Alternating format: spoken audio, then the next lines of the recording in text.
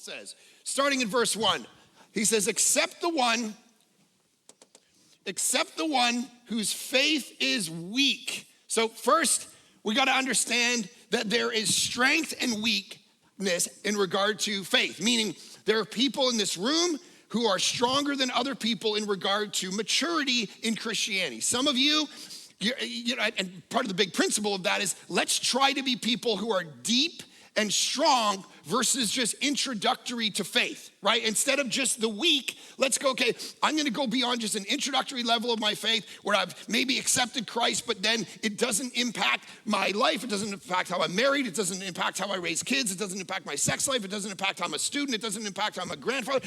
That is a weak kind of faith that just keeps it over here. It's what Dallas Willard called vampire Christianity. Give me a bit of your blood, Lord, and then I'll see you in heaven one day. But I don't want you to impact anything that I actually do in this life at all.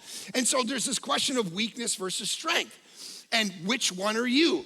Because we got to go after strength. We can't just settle for mediocrity. We have to say, how do I go deeper and deeper and get stronger and stronger?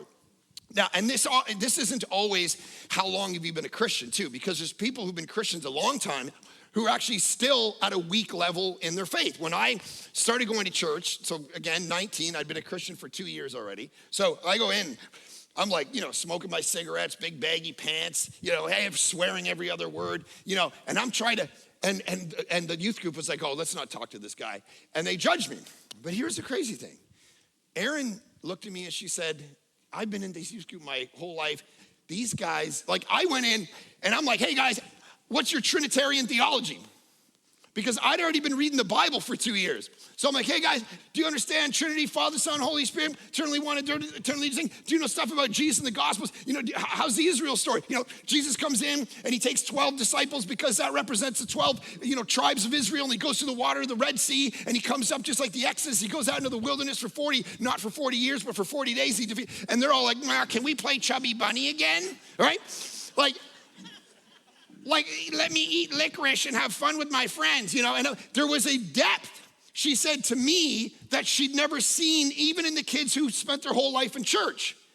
And so you can spend your whole life in church and still be a weak one.